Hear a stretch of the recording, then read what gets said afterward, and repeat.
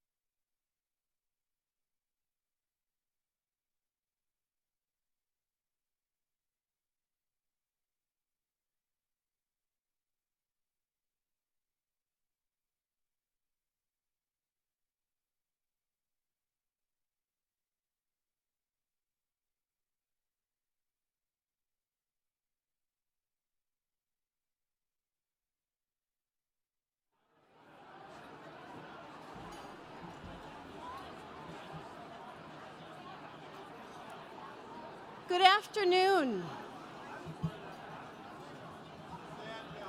I'm going to try it one more time. Good afternoon. Oh, that's better. Once more with feeling. Good afternoon. Hello. My name is Laurie Johnson, and I am deeply honored. Thank you. I'm so honored to stand here and to introduce myself to you as the president of the chapter of this chapter of the National Multiple Sclerosis Society. Thank you. When I joined the society 6.5 years ago, I knew I found something that felt different. than other places I had worked before.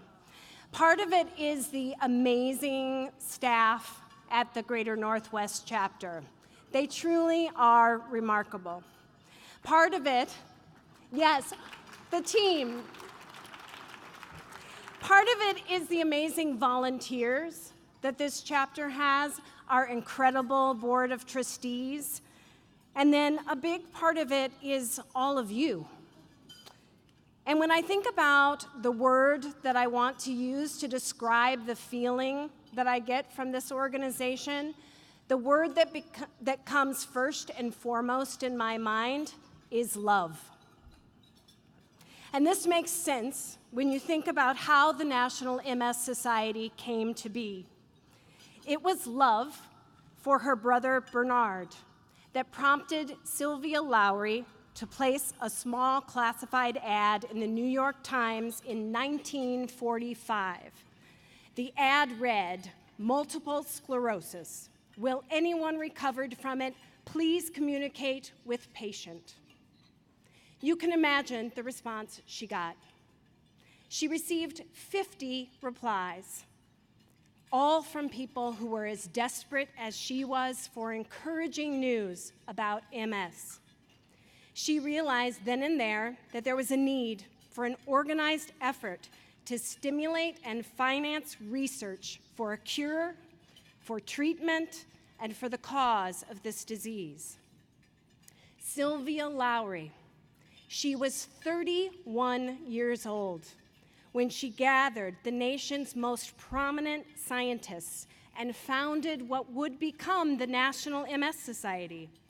Sylvia devoted the rest of her life to the pursuit of a world free of MS. She did it for her brother, and she did it for love. You're here at this luncheon because 25 years ago, a family started this luncheon for love. 4 devoted, strong sisters, one of them who lived with MS, and all of them determined to do something about it, for love. You're all here because you love someone who is impacted by MS. You either love someone who has MS, or you love someone who loves someone who has MS. And each of you who live with MS in this room, it is my deepest hope that you feel that love in the room today. We are here because of love. We exist because of love. We're here because we love you. It's my job as chapter president to channel that love, that passion, and that commitment into the MS movement, to channel it into the fuel that we need to bring this thing to an end. And make no mistake, that is the goal, to find a cure, to find a solution for the very last person with the very last symptom so that we can shutter our doors and declare this finished once and for all. When a group of passionate people, fueled by love, come together to work toward a common goal, it is amazing what can be accomplished. Let's just look at what you've done so far. You've grown the National MS Society into the largest funder of MS research in the world. You've funded and started and launched the careers of nearly every thought leader that is impacting the world of MS today. Last year, the very first therapy for progressive MS was approved by the FDA, Ocrevus. This was a significant milestone, a real game changer. And we remember what happened when the first therapy for relapsing remitting MS became available. Soon there was another, and another, and then there were 3, and then there were 5, and now there are more than a dozen. And each one of them is a breakthrough for someone with MS. And the same will be true for progressive MS. Just a couple of weeks ago, we learned exciting results of a phase 2 trial for ibutylast, which showed promising results for people with progressive MS. And on Monday, we learned that the FDA accepted an application to fast-track siponimod. It's an oral treatment for secondary progressive MS. This means that a treatment for secondary progressive MS could be available as early as 2019. Right?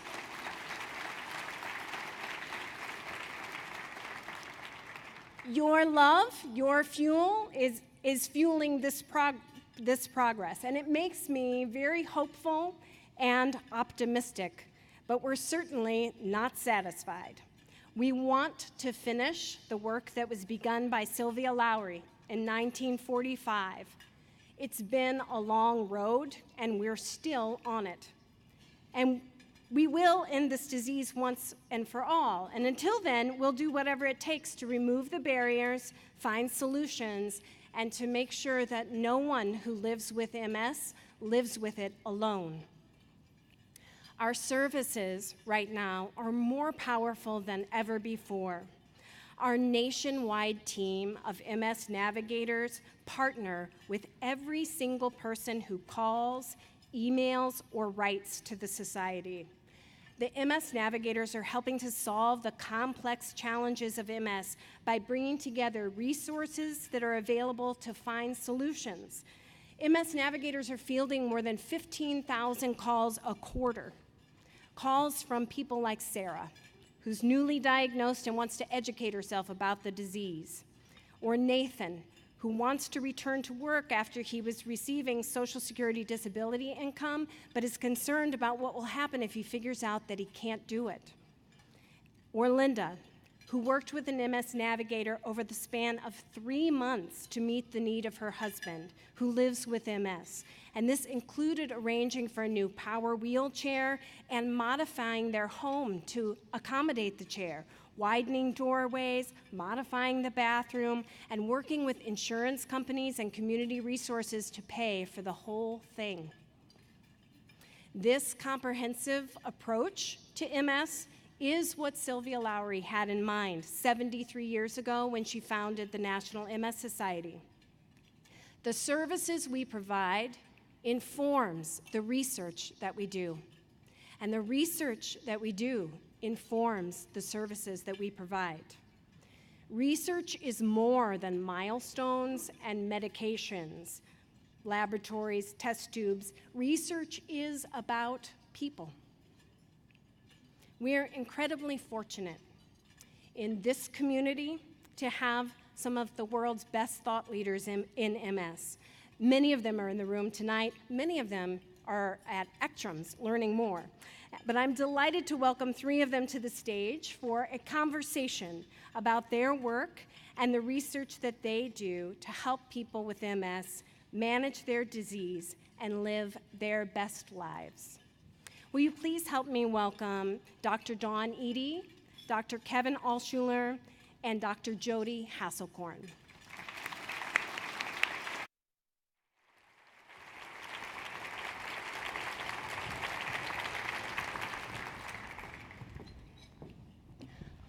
Hi. Hi. Oh, different microphone. Thank you so much for being here and to have this conversation. I'm particularly passionate about the work that you're all doing, and I want to share that with all of the people that are gathered here today. One of my challenges is, of course, to talk about everything that I find exciting in the 15 minutes that we have allocated. And so I want to let everyone know that you all have agreed to stay for about an hour or so after our program concludes. And so for anyone who is able to join us, our researchers will be in the Puget Sound room, which is on the lobby level of the hotel after the luncheon, and we'll have a really informal conversation with you. You can ask them questions, because I'm sure I won't ask all the questions that you have. And so I hope you'll join us for that time after the program.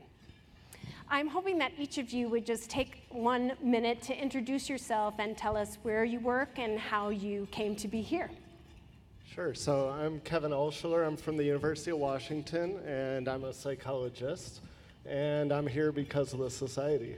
So I did fellowship training with Dawn to kick off my MS career, and that was sponsored by the society. And now a lot of the research that I do is either funded by the society or in collaboration with the society as well. So thanks for having me. I'm Jody Hasselkorn, and I am at the University of Washington and at the Department of Veterans Affairs in Seattle, and direct a program for the VA for the western two-thirds of the country, improving the quality of evidence-based and patient-centered care for vets with MS. Thank you. And I'm a product of the MS Society. Hi, I'm Dawn Eady, and I'm a psychologist at UW-Medicine, a neuropsychologist, I should say. And I mostly do research on symptom management in people with MS. And I just realized this morning, it was 20 years ago today that 20 years ago this year, that Dr. George Kraft of UW asked me if I might be interested in researching MS. And I have a family member with MS, so I said yes. And it's been a great journey ever since. Thank you. Thank you. Okay. Kevin, you and me and Jody, we all had the privilege of attending the International Progressive MS Alliance Scientific Congress that was held in Toronto back in May. This was a gathering of 225 researchers and clinicians and supporters from 16 different countries who were gathered together to share their points of view on the next steps necessary to provide solutions to improve the quality of life for people with progressive MS. And your session, Kevin, at the Scientific Congress focused on mood and resilience. So can you tell us a little bit about your work and what you're learning about what people can do to take charge of their lives? Sure, absolutely. So just for context, in the history of psychology, we have really focused on what things people do wrong and how to help them do less of those things wrong. But in recent years, we've focused also on what people do right and what those strengths are and how we can make those strengths stronger. So in Toronto, I had a chance to talk about a project that Dawn and I did on resilience, which is one of those strength-building ideas. So resilience is kind of the set of things that we do to bounce back from adversity or thrive in the face of adversity. And through that project, we learned a lot from patients, providers, care partners, and then also worked on a program that the society had put together to try to build some of those skills. So I know one of the things you wanted to know is kind of what are those skills? To build on our strengths, we need to be adaptable, we need to be flexible, we need to learn new ways to cope. We heard a lot from patients about using humor. I'm certainly a fan of that. Learning to use social support better as well, and learning to make sure that you're prioritizing the things that are most important or most valuable to you as well. Thank you. Jody, we talked briefly before we came on stage about how the advocacy efforts for the National MS Society are one of the best kept secrets of the National MS Society, and the work that activists do at local and federal levels to provide research funding and services and increase the programs and priorities that will help people with MS live their best lives. Our activists are working to make improvements at every level all the time. And one of the things that happened just last week was an appropriations bill that our team of activists helped get signed into law, which included funding for MS research, increased funding for the NIH, and the VA Center of Excellence for MS is a result of some of the lobbying efforts of those activists. And I'm hoping you'll tell us a little bit about that and about the work that you do with the VA. Thank you very much, Laurie. The advocacy program is incredible. And it's incredible for people with MS, and it plays out in a number of different ways, or it has in my experience.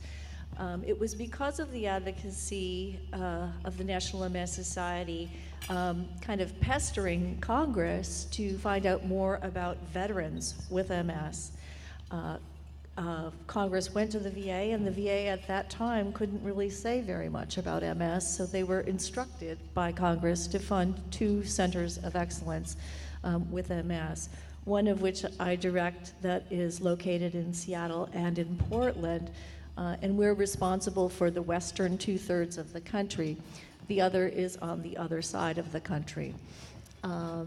So that's one example in my own life. Also, advocacy for research funding. It is really because of this research funding that you push for that all of us have had grants, both pilot grants and scientific grants, that are advancing both the disease-modifying agents, but also, very importantly, the rehabilitation strategies and quality of life strategies in MS. So thank you. Thank you. And that quality of life strategies, those are things that we hear people with MS asking about all the time, Dawn. And the therapies are one component that's very important, but people want to know what they can do now, today, to have a better quality of life. And your work helped to shape the Society's Wellness Initiative that became a priority some years ago because of people with MS. So will you tell us a little bit about that? Yeah, it's very exciting. And I think it was around 2014, 2015, the National MS Society was really listening to people with MS and affected by MS and realized that people with MS wanted to know more about wellness. How can you live well when you have MS? And they were tracking social media and website hits, all sorts of interesting ways to see what the conversation out in the MS community was. And they learned that wellness is a topic many people want information about, but unfortunately, the science isn't always giving us the right answers. There's not enough science in how do we, for example, use diet, exercise, strategies like resilience or other emotional health wellness strategies to help people live a better life with MS. So they got together a variety of people affected by MS, policy providers, scientists together, and really have mapped out a program to look at MS research or to conduct wellness research now and to have a research agenda. So they're certainly going to be focusing on 3 main areas, one of them being diet, second being exercise. We all know physical activity and exercise is good for us, but we don't always know how much, what type of exercise and such. And then looking at how we cope with MS. How can we help people live a better life and build on social support and all of these other strategies. So it's very exciting. They're putting a lot of emphasis in it, and I think the research is also moving in that direction. One of the things I was sharing with you when we talked about this panel is I've come across a couple of people recently who've told me that their most acute symptom is pain. And certainly for them, the pain is debilitating. And I know that your work focuses on strategies for dealing with that. Can you speak a little bit about what you're finding? Yeah, so again, about 20 years ago, when I actually was first a pain researcher, and about 20 years ago when I started researching pain, no one was talking about it in MS. And yet if you talk to people living with MS, they more than half reported having chronic pain. So we decided to start researching it, and others are now researching it as well. But what we're learning is people with MS are very interested in learning about how to best manage and treat pain, and not just with medications, but also with non-pharmacological approaches like mindfulness meditation or exercise or acupuncture. And so we've been doing a number of studies over the last probably 10, 15 years looking at some of these ways that people can manage pain. We also found that not a lot of people have access to these, so we've also been looking at ways to use technology and telehealth, using the telephone or video conferencing to deliver care to people all over the region who have pain. And so we're very excited. People are very responsive. They participate in it. They tell us it helps them. Generally, people report improvements not just in how much they hurt or pain severity, but also in how reductions in how much pain gets in the way of their lives. So we're excited to continue this work. And again, a lot of this work has been funded by the National MS Society. Some of the research monies we've gotten from the Society, we've been able to move on and compete for very large multi-million-dollar grants from the National Institutes of Health, or NIH, or the Patient-Centered Outcomes Research Institute. Fantastic. And that's a perfect segue, Dawn, into my question for Jody, because you've led some of our scientific review committees for our grant projects and have been a peer reviewer for many years. And I know, Dawn, you've also participated in that area. I'm wondering about specifically the work that you've done on the pilot grants. I don't know that our audience knows a lot about those. Those are very powerful, small awards. They're given to researchers who want to test a novel idea. It's something that they need some data on to be able to even apply for a larger grant from the NIH. And so the National MS Society makes funds available in the amount of about $50,000 to be used over the course of a year to test a new approach, a novel idea, and see whether or not the idea has merit. And some of these grants lead to something. And some of them lead to, they know that that's not the path to follow. But Jody, because of your work on those grants committees, I wonder if you would just tell us about some of what you're seeing emerge from those programs. And you know, I was thinking about this a bit, and I was on a panel when we were discussing the role of vitamin D in MS. And this was before anyone was talking about vitamin D in just about anything. The nurses study had been published, which showed that nurses with vitamin D tended not to have as many chronic diseases as others. And there was a pilot grant coming through for vitamin D. And people thought, well, this is really not a great idea. I mean, how is this going to work in MS? And while it may not be the answer in MS, we know that it is a piece of the biology, and that, you know, good levels of vitamin D may be associated with better outcomes. In my own experience recently, my colleague in Portland, who's part of our center, Dr. Rebecca Spain, obtained a grant to test lipoic acid, which is a supplement in MS. And she found after that pilot grant that there was a remarkably decreased brain atrophy level in those with progressive MS. And it was almost hard to believe, and we've actually obtained funding that the National MS Society is participating in as well, from the VA and the National Canadian MS Society, to do a multi-site international grant looking at the effects of lipoic acid. So those are just two small examples of really some of the very exciting work that's happening both in disease but also in rehabilitation. Thank you. thank you. Kevin, what are you seeing emerge from your work? Yeah, so I'm also on one of these committees through the society that's looking at new research ideas, and just looking through some of the recent projects that have come in, I was excited to see how many people are doing some work that really interests us as well, which is work that's trying to help get treatments out to patients. So one of the things that we know is a lot of the great things we come up with are only available to a select few patients.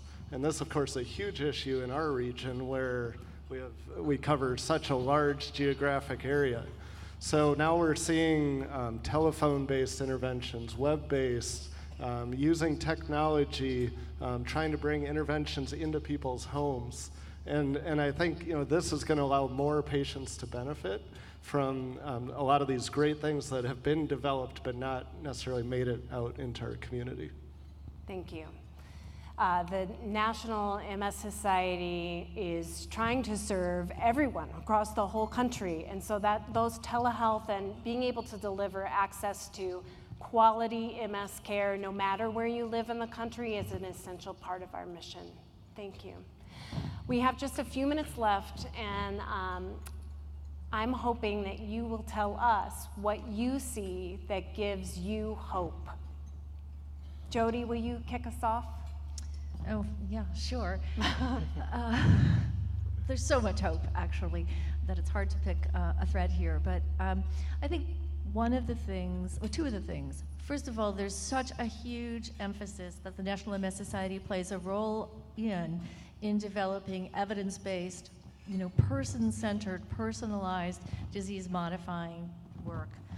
It was really the conference in Toronto that gave me the biggest shot of hope this year, because we sat with basic scientists, clinicians who are developing agents, rehabilitationists, and others who were looking at progressive MS and developing not only a solid plan, but solid timelines and assigning people to really come up with strategies to manage this disease in terms of cure and staying well. And that really gave me a lot of hope to see everybody in one room coming up with single strategies that we all agreed upon. Yes. Dawn? Probably two, can I say two? Of course. I have two things that come to mind. One of them is just that I think the society has really emphasized training our future scientists. They're putting a lot of emphasis and money and expertise into training future scientists across all different kinds of science. I'm very excited to see that because that's our future hope. This is a big problem. It's going to take many smart, capable people to do this. The other thing is that I've really seen a change in that research is now driven not just by scientists, but also by people affected by MS. And people with MS are much more involved and much more engaged, participating not just as participants in studies, but as driving the questions that we ask and the types of studies we do. And that's encouraging. Excellent. Kevin? So building on Dawn's last point, when we did our focus groups for a resilience study, one of our patient participants said that they're in this to thrive, not just survive. And I thought that was just a wonderful way to kind of, bring together the important pieces that we're all trying to do, where we're trying to build. We're not just trying to figure out how to get by, but whether it's patients, care partners, the society, clinicians, researchers, we're all trying to push things forward. And I thought that was a nice, concise way that the patient put that. Thank you all. I want to remind everyone that they'll all be available for questions that have come up for you. If you're able to join us after the luncheon for a Q&A down on the lobby level. Please join me in thanking Dawn and Kevin and Jody. Thank you.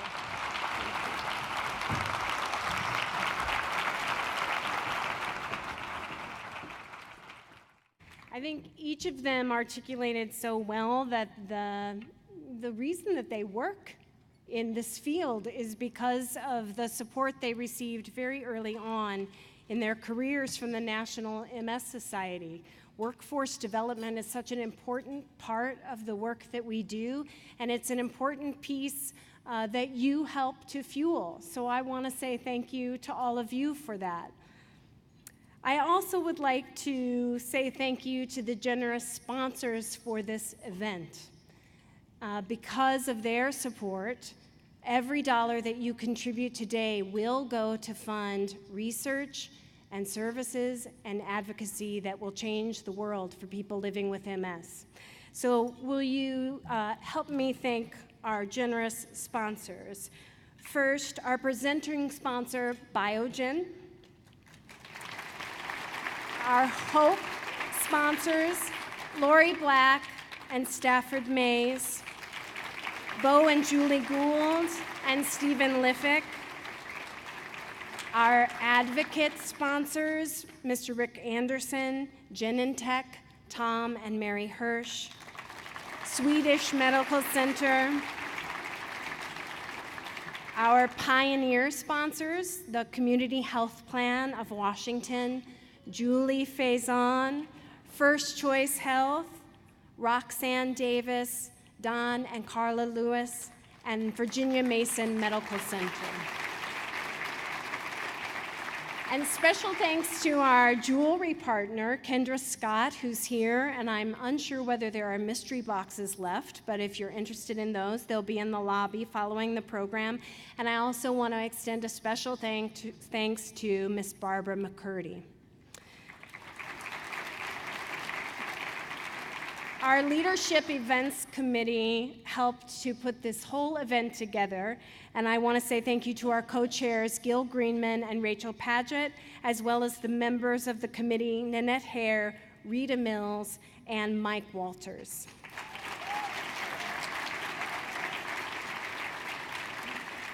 Last but never least, our amazing table captains. Some of you who are hosting your first table for the first time, welcome. And some of you who have been with us for many years and are hosting many tables.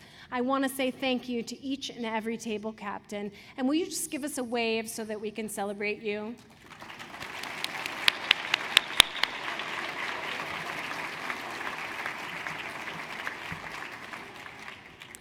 Later in the program, of course, you'll have a chance to help provide some fuel to help us break through MS. And thanks to some generous donors today, every gift of $300 or more will be matched all the way up to $30,000. So when you make your gift this afternoon, I hope you will consider a gift of $300 or more. Now, please join me as we watch some people who are willing to do whatever it takes to bring about a world free of MS. MS does suck. MS mucks with your central nervous system, almost everything about your body, your muscles, your organs, your ability to speak, your ability to understand, your ability to move, your ability to breathe, the things you feel, the things you taste, the things you smell, the things you hear. I went through a very long stage of learning how to cope with it. Always taking away. You never get anything back. MS took everything from me, everything I thought was important, everything I valued. I used to jump in a trampoline and swim with the kids and play baseball, football. MS has affected me being a mom because I'm sorry. Plan for the worst and hope for the best is kind of the way I'm looking at life. Every day, I'm inspired by people with MS who say to me, "What can I do to help?" It's the entire community that enables the progress that has happened over the last 15 years. I've heard repeatedly over the last few years, "You're so positive, you're so positive." I figure I'm still gonna live my life. Occasionally it slows me down a little bit, but it hasn't stopped me. How do I want my daughters to look at me? They've seen the resilience of Dad. They've seen the strength in Dad, and that's what I want to portray. Because MS is brutal. MS isn't fair. MS is harsh. But MS is also a great teacher. I just don't want people to be isolated in their sorrow and instead kick ass. I walk in a lot of gratitude to be able to see this beautiful world and to be able to dance and walk, to be able to. That's a major type of freedom. And it's a beast, but so am I.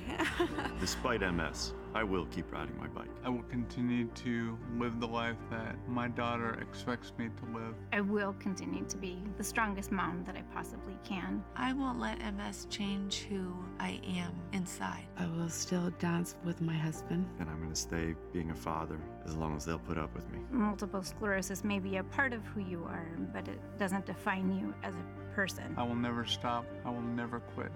I'm going to keep being me.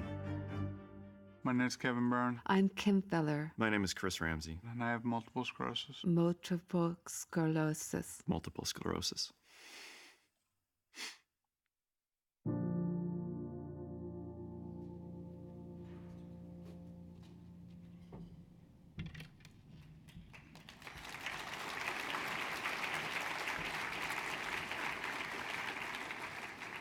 Yeah, wow.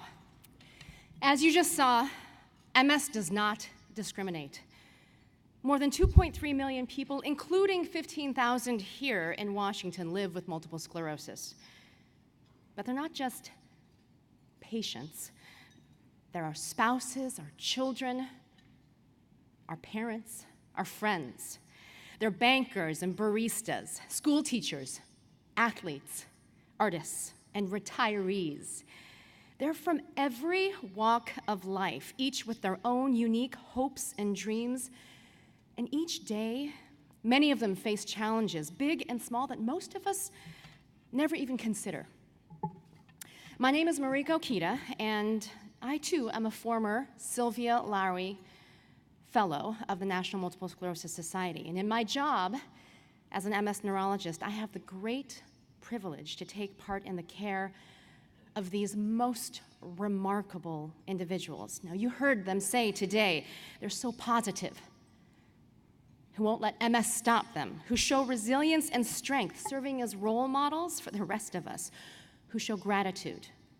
Gratitude, just to, as they say, be able to. I will continue to, they say. I won't let it change me. I am going to keep being me.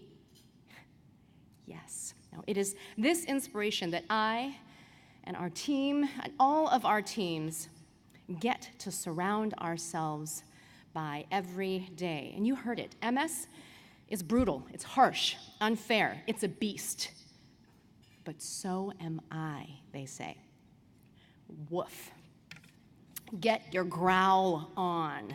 Yes, MS is a wildly unpredictable disease, and that's why you might never know that the person sitting next to you or might be running on that treadmill next to you is a person living with multiple sclerosis.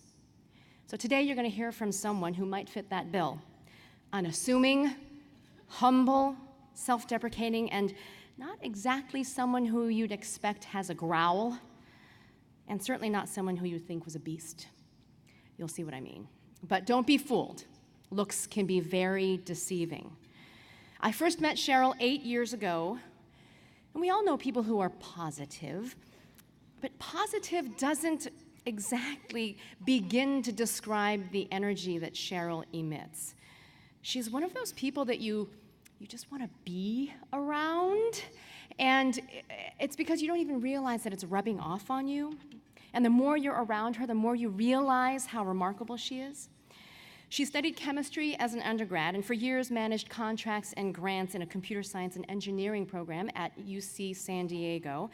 She started running marathons in the year 2000. That was 6 years before she was diagnosed with multiple sclerosis, and she fought tooth and nail to recover her ability to run after several back-to-back relapses. She's been a consistent volunteer year after year at Bike MS and the MS Walk since 2010.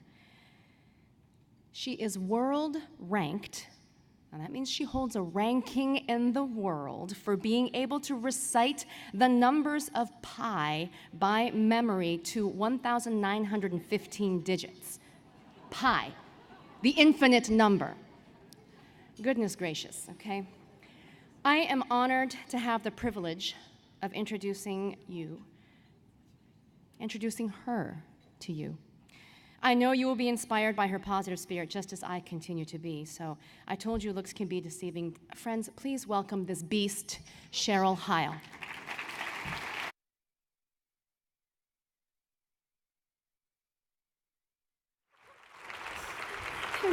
Thank you, everybody. So I won't bore you by reciting pi up here. But I want to thank you all so very much for being here today. I'm actually really excited to be in Seattle because my husband Brian and I, we lived here from 2010 to 2013, and our condo was just right a few blocks from here on Westlake and Blanchard. So we really miss it in Seattle, but the reason I moved is because my job in San Diego called me back.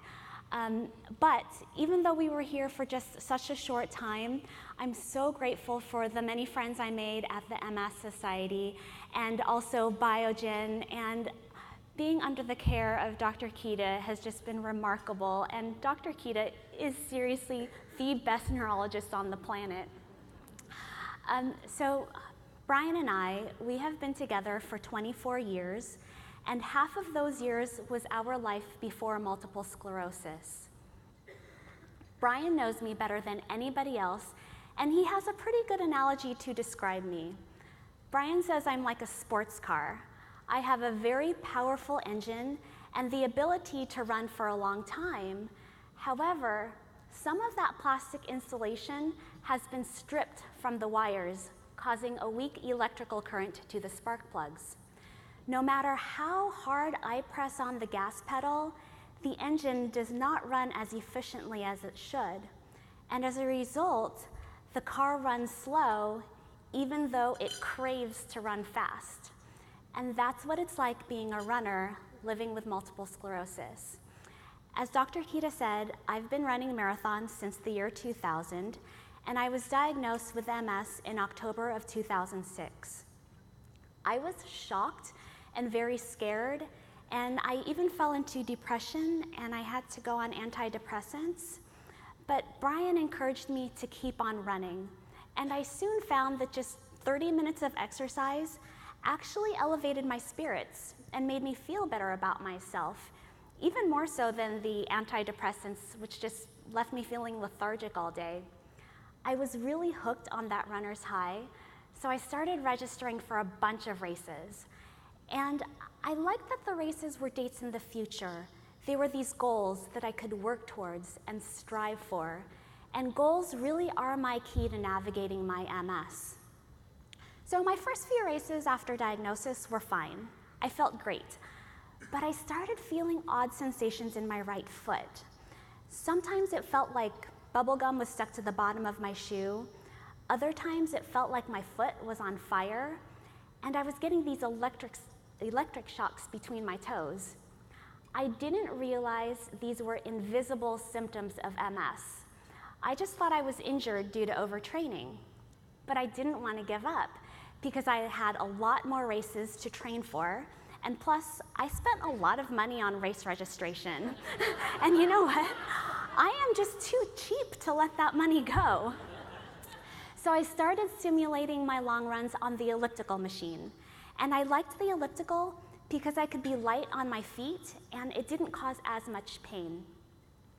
It wasn't until November of 2007 at the New York City Marathon when I realized something was terribly wrong.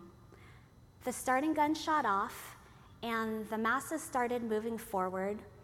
I nearly tripped within the first few steps of the race. And it's not because somebody pushed me, but there was something wrong with my right foot. And as I continued running, I just started to panic because I almost fell more than a dozen times. I had to run the entire race with my head hanging down, just looking at the ground, ready to catch myself. We ran through all 5 boroughs of New York City, and I couldn't even lift my head to see the magnificent skyscrapers. I couldn't enjoy the millions of cheering spectators that lined the course, and I was surrounded by 40,000 other runners, and I still felt so alone. New York City is practically every runner's dream, but for me, it was a total nightmare. When I got back home, I saw my neurologist, and she pulled up my MRIs. She said I have 2 lesions in my cervical spine. Damage to the myelin in my central nervous system has weakened the electrical signal from my brain to my right leg. And because of that, I constantly feel like I'm going to trip and fall while running. My doctor said that this is a common symptom of MS called foot drop. And I asked her what I could do, figuring she would just write some sort of medication. But instead, she said to me, lower your expectations. And that just really pissed me off. But it also lit a fire under me because I wanted to prove her wrong. And from that day forward, my mantra became, I do what I can, and I never give up. I went out on my own, and I found an amazing orthotist, Ara. He outfitted me with an ankle-foot orthotic, or AFO for short. It's made out of carbon fiber, so it's light but sturdy enough so I can keep on exercising. And Ara did say that I could continue to run, but he warned me that long distances like marathons might not be a possibility. I love Ara, but I also wanted to prove him wrong. And I'm happy to report that I have completed 45 marathons since my diagnosis. Thank you. Thank you. And I currently have no fear of falling.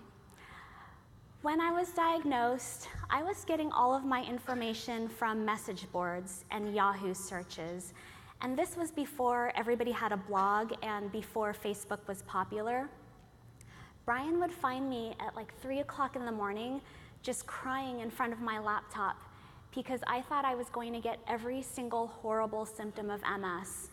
But it was the MS Society who taught me the true facts about the disease through meetings for newly diagnosed, programs like Knowledge is Power, and even events like Bike MS and Walk MS. They taught me that MS is not a death sentence, and I can have a great life despite having MS as long as I work hard, and that is empowering. Now I feel like it's my turn to give back to the MS community by spreading awareness of the disease and empowering others, especially the newly diagnosed, to never give up and to never lower their expectations. How does a runner with MS spread awareness of the disease? Well, as I said earlier, I create goals to push myself forward. And last year, I accomplished a pretty big goal by becoming the first person with MS to run 7 marathons on 7 continents, and I ran them all in exactly 12 months.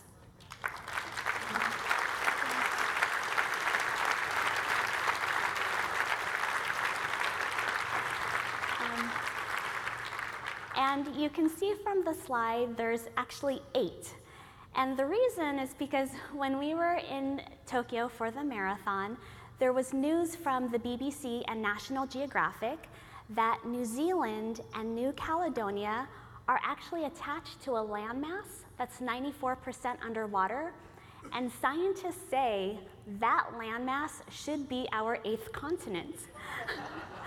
I'm a very thorough person, as you know with the pie. So I added a bonus marathon to cover the continent of Zealandia.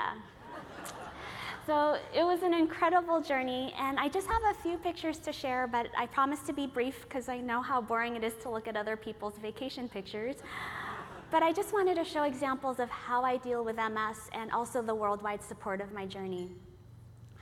Buenos Aires. You can see from the pictures it was a real struggle.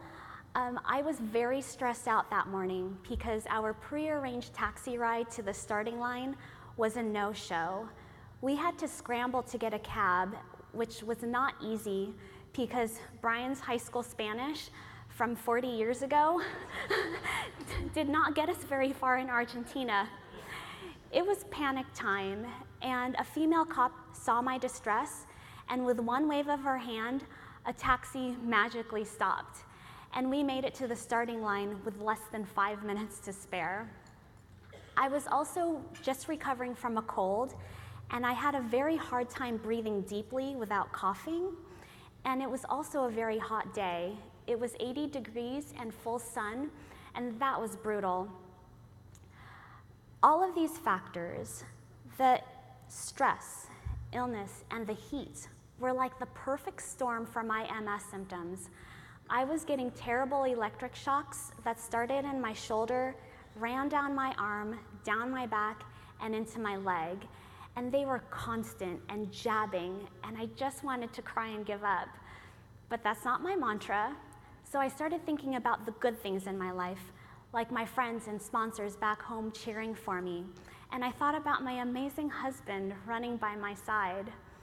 Brian is an incredibly speedy, fast runner, and he could be enjoying the beer garden hours before I even crossed the finish line, but he chooses to support me. And I started feeling better about my situation, and I was able to overlook those electric shocks, and I finished. Positive thinking is also key to surviving my MS. Antarctica. If I didn't have pictures, I would not believe I was there. It was like another planet. There's no asphalt on Antarctica, not even for the airport. It's just dirt and rocks. And when our airplane came in from the landing, it just skidded over those rocks until it eventually stopped. The race course was 6 out and backs between the Chinese and Chilean research bases.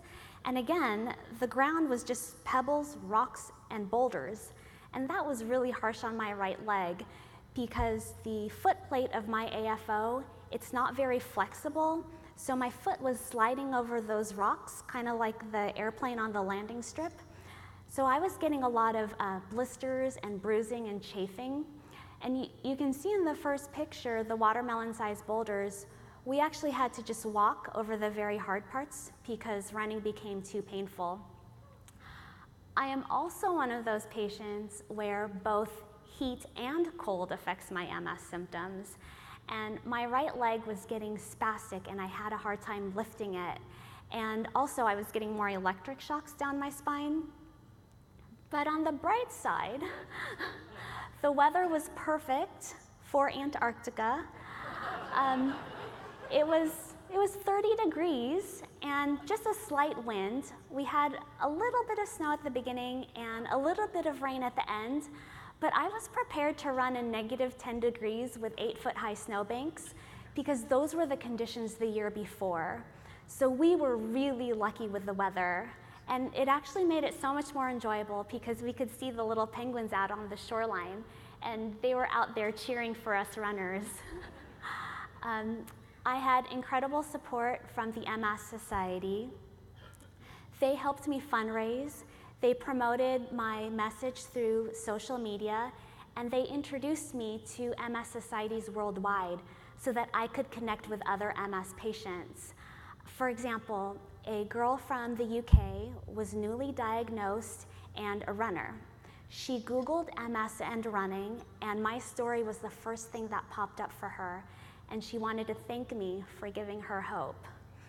Another woman with MS from an event for the Japan MS Society actually told me that she did not want to come to hear me speak because I run and she can't even walk 1 mile.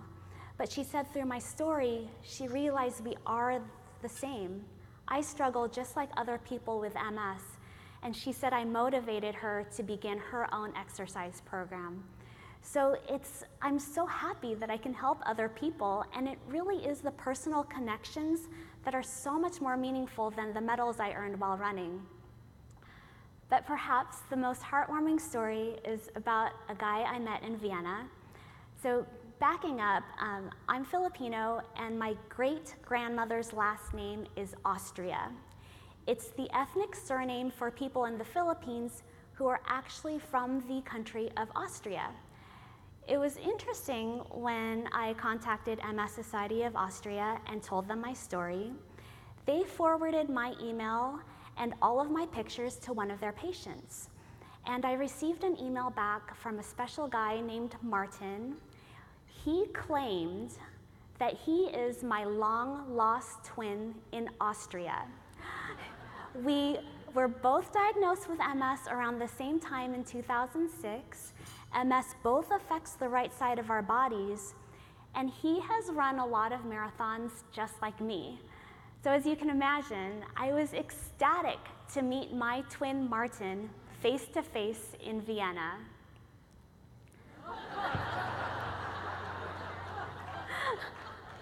So, in fact, I have met so many cool people with MS that I have a very strong desire to meet everybody face to face.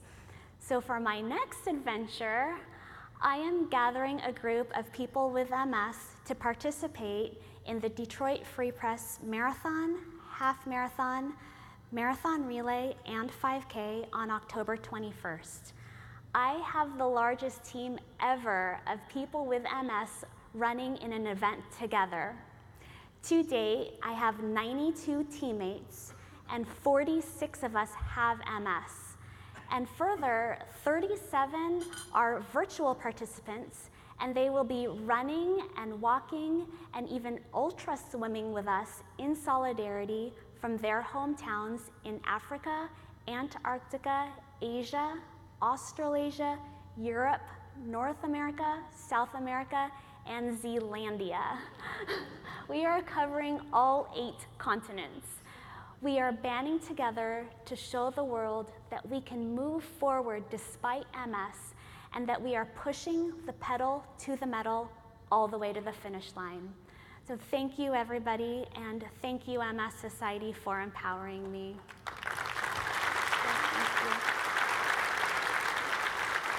Thank you.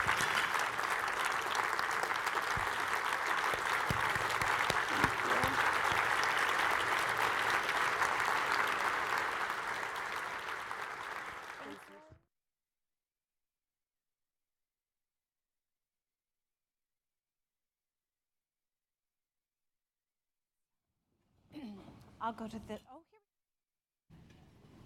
here. Usually at this point in our program, at least for the last couple of years, our co-chair, Gil Greenman, has come to the stage to ask for your support.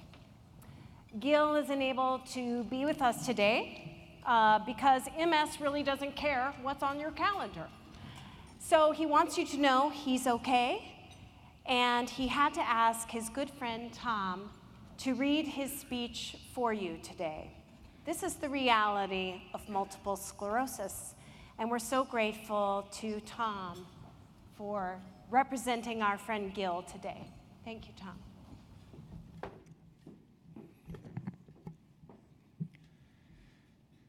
It is an honor to speak with you today. Honestly, it has been a tough year for me. Since the last time I stood on this stage, I have developed optic neuritis in my left eye, and I can't see as well as I used to. I had to go into the hospital for 2 weeks for an invasive blood treatment because of severe relapse with lots of new lesions on my brain and spine. My walking continues to decline. I spend more and more time in wheelchairs. In fact, I am sitting in a wheelchair today because I can't stand up long enough to deliver this speech. One day, when I was feeling especially low, my wife and I went to see the Mr. Rogers documentary. It's a must-see. Using old footage and current interviews, the movie portrays a life well lived by a quiet and patient man, a man of music and puppets and of curiosity and kindness. In one of the most moving scenes, Mr. Rogers sings this song to a 5-year-old boy in an electric wheelchair. It's you I like. It's not the things you wear. It's not the way you do your hair. But it's you I like, the way you are right now. One word that could be used to describe Mr. Rogers and his neighborhood is simple. Mr. Rogers and his puppets were as sweet and simple as the young children he was trying to reach. It takes an enormous amount of work to create such a simple space. My life is becoming more and more simple these days. Not at all easier, but more simple. My writing has become more simple. The things that are important to me have become more simple. I don't hurry anymore. 8 years ago, I was a successful lawyer in Washington, D.C. It was a complicated and demanding job. Today, I pay attention to what is right in front of me: a delicious cup of coffee, a conversation with a good friend, the strong, caring hands of the home health aide who helps me shower. Seeing the Mr. Rogers movie made me feel better about this shift. To address these changes only with frustration and sadness would leave behind the important lessons that Mr. Rogers worked so hard to teach us. Listen. Take care of each other. Make believe. Go slow. Be brave. Accept yourself and others just the way they are. Understand that tomorrow may be different than today. What is clearly not simple is finding a cure for MS. What would Mr. Rogers say? Mr. Rogers would say, "This is our neighborhood, and you are our neighbors. Our King Fridays, our Lady Elaines, our Daniel Tigers. We need each other. We need you." Everyone who lives with MS or loves someone with MS needs you to give generously once again. With your support, we can continue to help those with MS live their best lives and finance research for both treatment and a cure. We heard today from the panelists, all from the University of Washington and working on society-funded research. We are so close. Please give generously. Won't you be my neighbor? Table captains, this is your cue. If you haven't already, please hand out the donation envelopes now. A few things to remember. As you make your gift, of course your donations are tax deductible. And as Laurie said earlier, you can be confident that every dollar you donate will go directly to help the society in its important work. And finally, please take advantage of the matching opportunity for all the donations of $300 or more. I can't imagine a better investment for you to make today, an investment in the future of people living with MS, an investment in our neighbors and in our neighborhood. Thank you.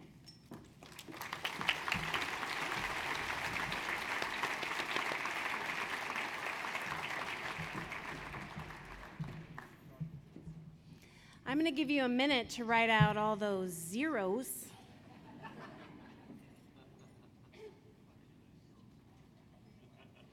Love is an amazing thing, but money gets us where we need to go sometimes. And research is expensive, and services are expensive. And I appreciate the way you channel your love into that fuel. Thank you for doing what you're doing today. You're all amazing, passionate, loving leaders. I thank you for your commitment to getting us to where we need to go together. Together is the only way. We will move forward. We will do it with urgency, we will do it with purpose, and we will do it with focus. And we'll do it together, and we will do it with love. Thank you for being here. Thank you for your support. Please join us if you have a few minutes to spare to hear more from our researchers and to ask them any question that came to mind for you. We are your National MS Society. We're here because of you. We're here because of love. Thank you.